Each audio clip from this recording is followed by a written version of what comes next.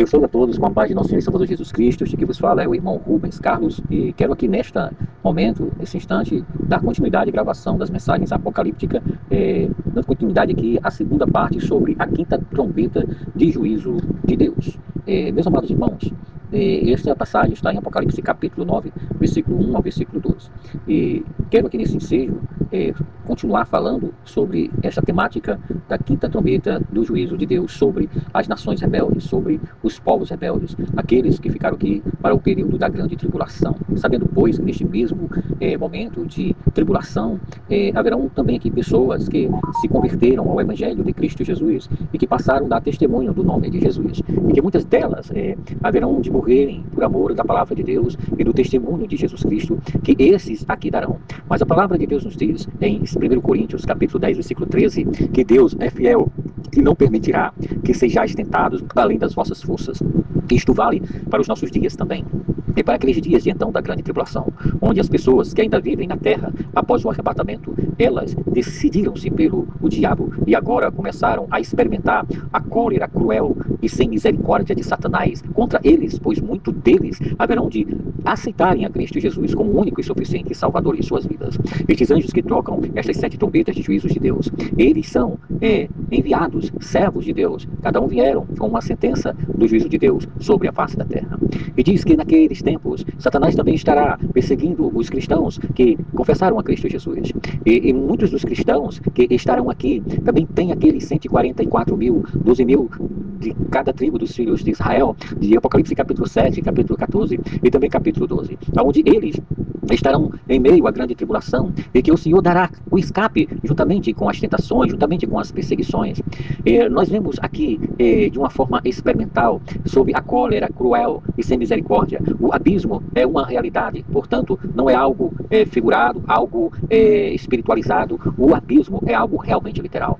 Também em Judas versículo 6 fala que os anjos caídos estão presos, onde diz, e há anjos os que não guardaram o seu estado original, mas abandonaram o seu próprio domicílio.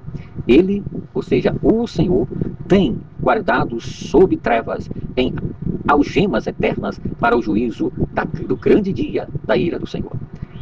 Amados, quando nós lemos atentamente o Novo Testamento, não é de se admirar que então veremos que nem todos os poderes das trevas foram enviados para o abismo, mas que inúmeros se encontraram enviados para a vontade e sobre a direção de Deus. Deus tem o controle de tudo e de todas as coisas está sobre o domínio de Deus, até mesmo Satanás e os demônios, como o inferno inteiro. Assim está escrito em Efésios capítulo 6, versículo 12, porque nossa luta não é contra carne, contra sangue, e sim contra os principados e potestades, contra as forças espirituais do mal nas regiões celestes. E vemos também que é muito esclarecedor e é, de fato, medo dos espíritos de seres mandados para o abismo. Vemos aqui e podemos perceber que estes seres que estão no abismo, de forma bem categórica, nós podemos ver que esses são possessos. Logo, ao desembarcar Jesus, veio da cidade ao seu encontro um homem possesso de demônios que havia muito e não se vestia nem habitava em casa, mas em alguns lugares, porém ele vivia principalmente nos sepulcros. Queridos irmãos, como é estarrecedor a vida de uma pessoa sem Deus, a vida daqueles que foram lançados no inferno, foram lançados às mais profundezas do abismo. E quando se revoltaram contra Deus nas regiões celestiais, nós vimos que aquele anjo de glória, de luz e esplendor, nós vimos que Luzbel, que era chamado de luz de Deus, diz que ele rebelou-se na eternidade contra o seu Criador e que no mesmo instante o Senhor o lançou ao mais profundo do abismo, juntamente com aqueles que aderiram às suas ideias, que se levantaram juntamente com eles contra o seu Criador, contra o próprio Deus.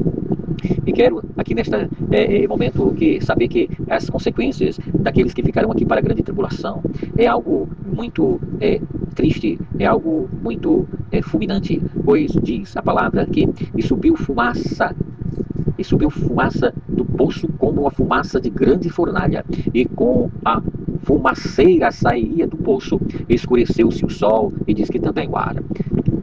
Se a Bíblia diz e fala também sobre seres de forma figurada também os juízos de Deus, não somente de forma figurada ou espiritualizada, mas principalmente os juízos de Deus virá como algo bem literal. Nesta passagem, no capítulo 9, versículo 1 ao 12, fala daqueles gafanhotos que tinham cara, rostos como de homens, cabelos como de mulheres, e diz que estes gafanhotos, eles estarão aqui para atormentar aqueles que aqui ficaram por desobediência, por se obstinarem, por desobedecerem a Deus, por viver uma vida despromíscua de Deus. E, lamentavelmente, é interessante que esse juízo das trombetas está representado na 8ª praga do Egito, que diz: estendeu, pois, Moisés a sua vara sobre a terra do Egito, e o Senhor trouxe sobre a terra um vento oriental todo aquele dia e toda aquela noite. Quando amanheceu, o vento oriental tinha trazido os gafanhotos, e, amados irmãos, eram gafanhotos mesmo literal, que vieram como umas nuvens de pragas, e eles destruíram as plantações, as ervas do campo, adentraram nas casas dos egípcios, enquanto o povo de Deus estava livre, meio àqueles grandes sofrimentos. Diz que quando as pragas vinham, não atingiam os filhos de Israel. Mas me lembra aqui tanto da igreja que será arrebatada para o período antes da grande tribulação, que há de vir sobre o mundo inteiro, que diz que porque guardaste a palavra da minha paciência, também livrarei da grande tribulação, que há de vir sobre o mundo inteiro, de Apocalipse 3, versículo 10. E diz mais, aqui em Êxodo 10, do 13 ao 14, e subiu os gafanhotos por toda a terra do Egito, e pousaram sobre todo o seu território. Eram muitos numerosos, antes destes nunca houve tais gafanhotos, nem depois deles viram outros assim. Isso nós vemos em Êxodo capítulo 10, versículo 13 ao 14.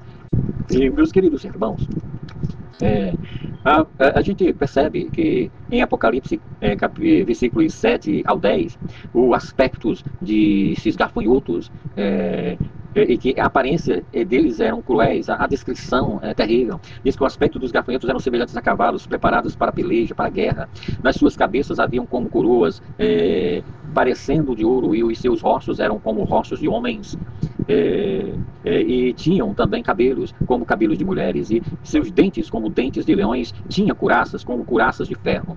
O barulho que as suas asas faziam como barulho de carros de muitos cavalos, carros de guerra mesmo, aqui, quando correrem a peleja. Tinham ainda caudas como de escorpiões e ferrões também.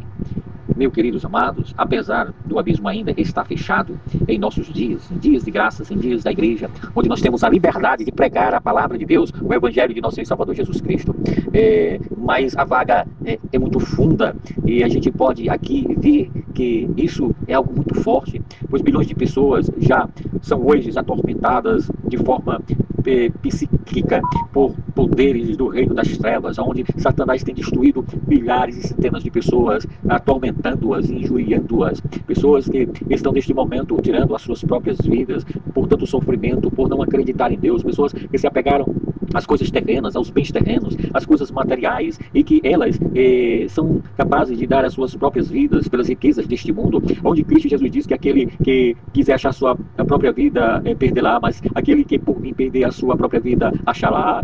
E, meus queridos, os poderes das trevas estão atuantes nos dias atuais. Agora imaginemos para aqueles dias de grande tribulação, onde muitos desejarão a morte, onde muitos pedirão para que as rochas caiam sobre suas cabeças, buscarão a morte e não encontrarão. Terrível será o dia fulminante da ira do Deus Todo-Poderoso, pois nós vemos que logo os espíritos do abismo possam tomar forma e se manifestar durante a grande tribulação. Eles atormentarão os homens fisicamente, psicológica e espiritualmente, e será algo tão terrível, e que esses homens procurarão de fato morrerem, e eles não encontrarão de forma nenhuma morte.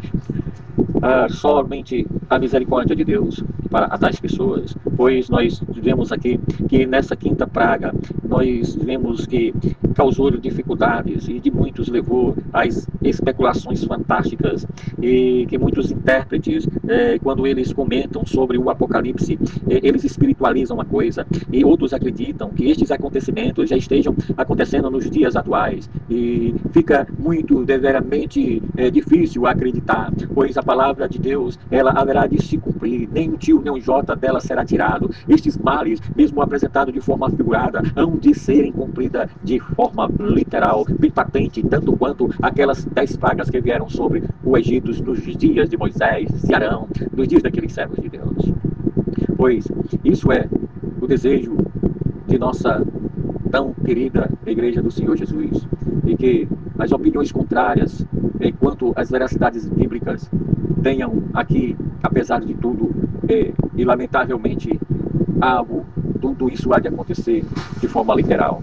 O Espírito Santo, ele ilumine a cada um de nós e revele algo daquilo que o Espírito de Deus quer dizer-nos a cada um de nós, servos e filhos de Deus. Eu paro por aqui com essa segunda parte sobre a quinta praga, ou sobre o quinto juízo, ao tocar da quinta trombeta. A paz de nosso Senhor Jesus Cristo esteja sobre todos. Deixe o seu like, deixe o seu comentário, indique esse humilde e simples trabalho para alguém de sua família, para os seus amigos. Divulgue esta humilde e simples obra de evangelização. Este que vos fala é o evangelista Rubens Carlos, e rogo aqui as vossas orações em nome de Jesus.